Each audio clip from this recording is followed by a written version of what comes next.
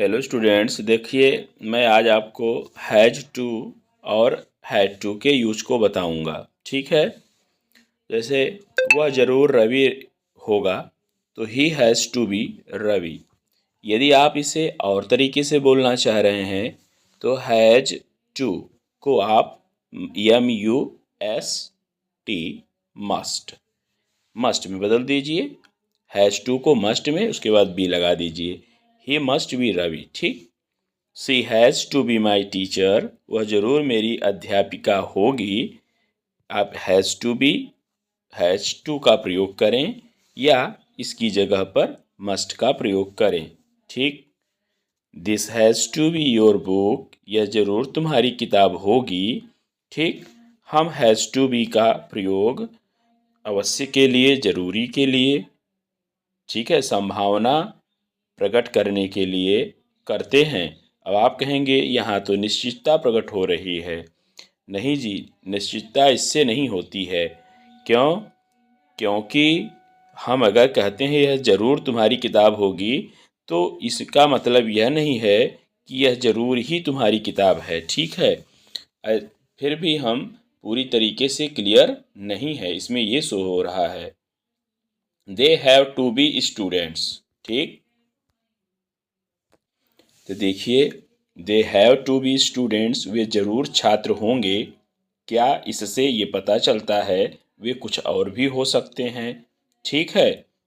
तो हम इसको दे मस्ट बी स्टूडेंट्स भी कर देंगे, लेकिन ज़्यादा से ज़्यादा संभावना प्रकट करने के लिए हम हैव टू का प्रयोग करते हैं या इसकी जगह पर मस्ट का प्रयोग करते हैं। ठीक है। जैसे father must be at home, पिताजी घर पर होंगे, तो हम निश्चित बहुत ज़्यादा हमारी मतलब ये है संभावना है कि वो घर पर ही होंगे, इसलिए, लेकिन ज़रूरी ये नहीं है। ठीक है। जैसे they has to be the right answer, that has to be the right answer, वह ज़रूर सही उत्तर होगा। तो हम ऐसे भी कह सकते हैं कि that must be the right answer. ठीक। यह ज़रूर बहुत महंगा होगा, it has to be very expensive, लेकिन इसको हम ऐसे भी कह सकते हैं कि it must be very expensive. ठीक है। He has to be at home now, वह भी ज़रूर घर पर होगा। हम यहाँ पर he must be at home now भी बोल सकते हैं। She has to be tired after work, वह काम के बाद ज़रूर थकी होगी।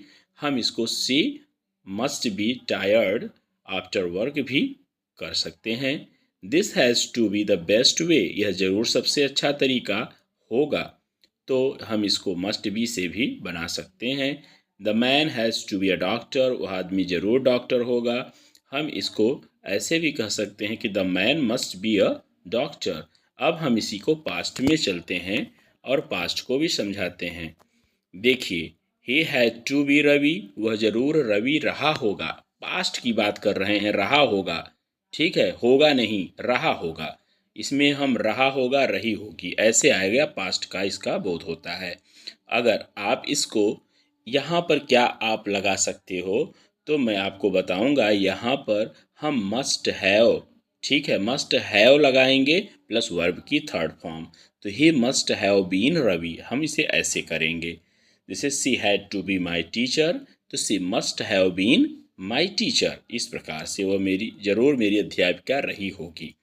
This had to be your book, यह ज़रूर तुम्हारी किताब रही होगी। तो हम ऐसे इसे कहेंगे कि this must have been your book, मतलब मस्ट हैव का यूज करें। तो नहीं तो हम हैड टू से ही बनाएं, कोई दिक्कत हमें नहीं है। They had to be students, वे ज़रूर छात्र रहे होंगे। पास्ट में संभावना हम जब प्रकट करते हैं, that had to be the right answer, वह ज़रूर सही उत्तर रहा होगा। It had to be very expensive, यह ज़रूर बहुत महंगा रहा होगा। He had to be at home then, उस समय वह ज़रूर घर पर रहा होगा। She had to be tired after work, वह काम के बाद ज़रूर थकी हुई रही होगी। This had to be the best way, यह ज़रूर सबसे अच्छा तरीका रहा होगा। रहा होगा, रही होगी, ये हम पास्ट को बताने के लिए यूज करते हैं।